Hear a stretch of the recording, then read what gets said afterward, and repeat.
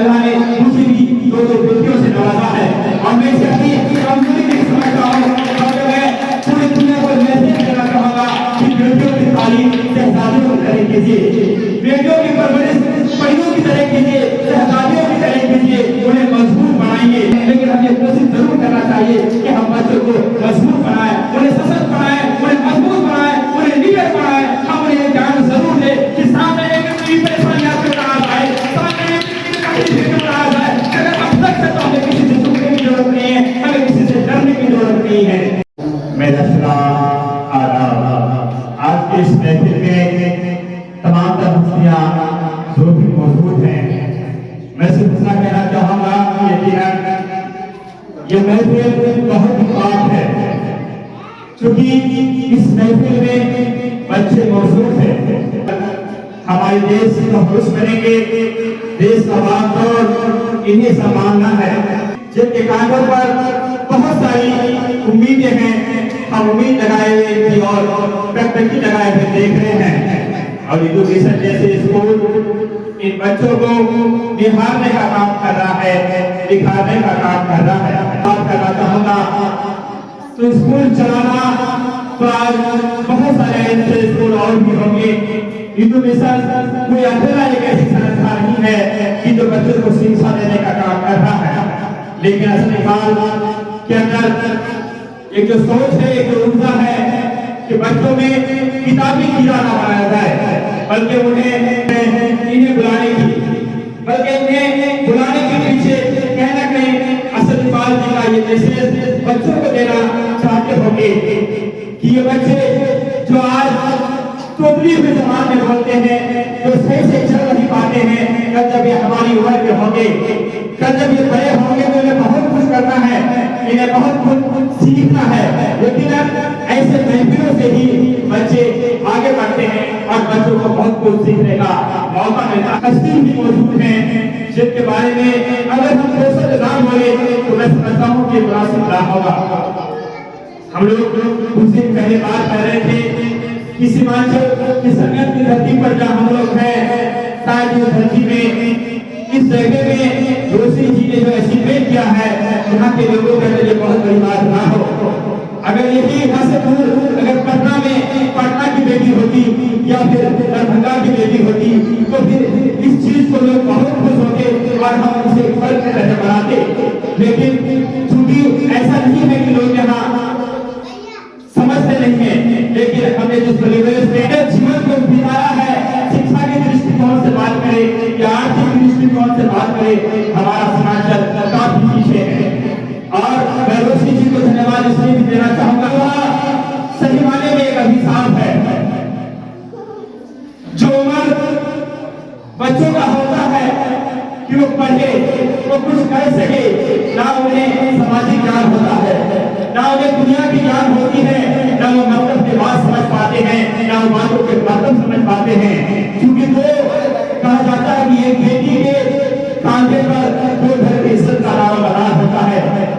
एक वो घर जहाँ वो 17 साल 18 साल तक रहती है, उसके बाद दूसरा वो घर जहाँ वो विदा होकर जिसे हम ससुराल कहते हैं। दोनों घर की इज्जत का जो दारोमदार होता है बेटी के कंधे पर होता है। किसी बड़े विद्वान ने कहा है कि उस बात का सर हमेशा उठा हुआ रहता है जिसकी बेटियां अक्सर दिखाएं ताकत में चलती है। और रोशनी जी हमारे लिए एक मिसाल है। मैं इसी आशा और उम्मीद के साथ अपनी बातों को खत्म करना चाहूंगा कि रोशनी जी इसी तरह से आगे बढ़ते रहें और हमारे समाज के लिए कुछ न कुछ करते रहें। और हमारा समाज जो आज कई कुरीतियों के जाल में फंसा हुआ है, हम बेटियों की तालीम को आज भी नहीं दे पाते हैं जितना कि हम बेटों को पढ़ाना जरूरी समझते हैं। जबकि यकीनन मैंने हजारों दफा देखा है, मैंने कई मिसालों को देखा है कि जो बेटा होता है तो कमाई करना में मजबूर होता है, कोई देखी रहता है तो कोई पंजाब रहता है, बिगड़ जाती है। जब उनका आखिरी वक्त होता है, अगर माँ बाप के सिरहाने पर बैठे हुए रात बनाने का काम करती है तो वो बेटी ही होता है। और मैं भी खुश नसीब हूँ कि अल्लाह ने मुझे भी दो बेटियों से नवाजा है और मैं इसे अपनी कमजोरी नहीं समझता हूँ और मैं पूरी दुनिया को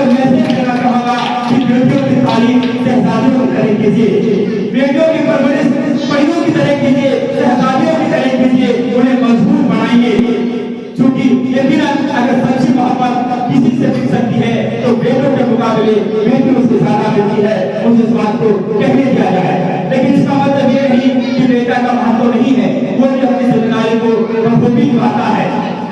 अक्सर इस समाज को पुरुष प्रधान समाज कहा जाता है, लेकिन पुरुष प्रधान समाज के दर्द होते हैं जब हम बड़े होते हैं तो छोटे भाई बहन होते हैं, उनकी परवरिश की जिम्मेदारी हो जाता है, फिर हमारा परिवार होता है, फिर हमारा भी एक फैमिली हो जाता है, फिर माँ बाप होते हैं, ऑफिस का प्रेशर होता है, एक तरफ से हमारी पर्सनल लाइफ होती है, तो हमारी जिंदगी उतनी आसान नहीं होती है जितना लोगों को आसान लगता है।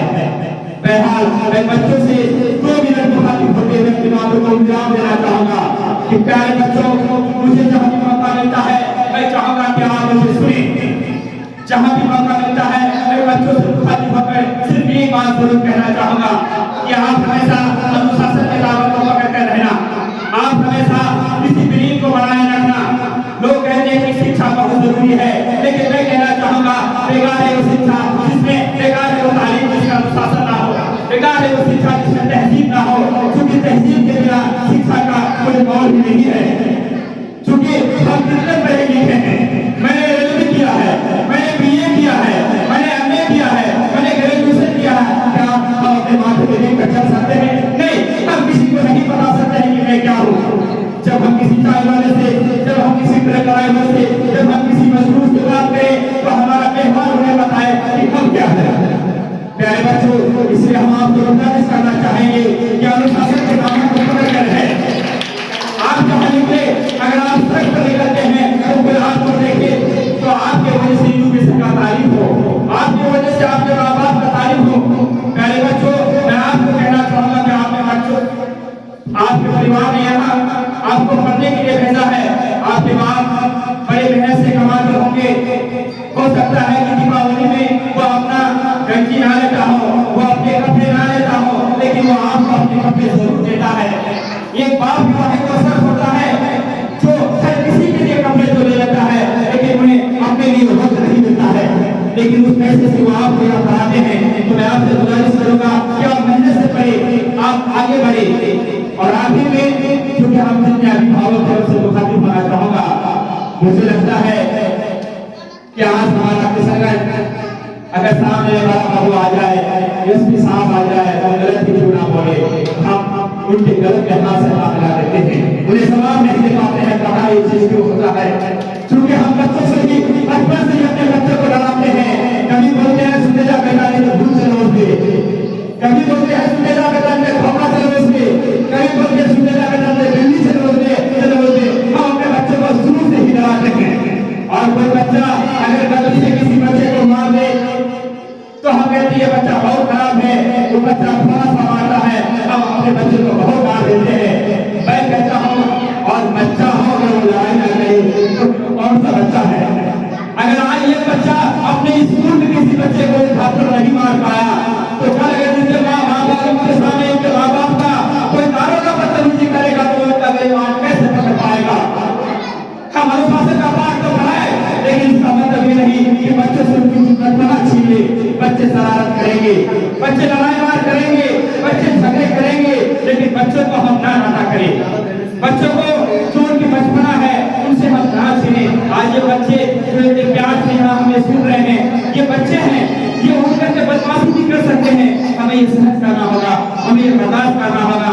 अगर आज ये बच्चा किसी बच्चे को मार देता है, इनके मनोबल को हम तोड़ देते हैं, तो कल इनके सामने जब चुप होगा तो ये आवाज नहीं उठा पाएगा, ये बोल नहीं पाएगा। हम ये हिंसा को बढ़ावा नहीं देना चाहते हैं, लेकिन हमें कोशिश जरूर करना चाहिए कि हम बच्चों को मजबूत बनाएं, उन्हें सशक्त बनाएं, उन्हें मजबूत बनाएं, उन्हें लीडर बनाएं। हम उन्हें ज्ञान जरूर दे कि सामने एक परेशानी आपके पास आए, सामने अगर अब तक है तो हमें किसी से झुकने की जरूरत नहीं है, हमें किसी से डरने की जरूरत नहीं है।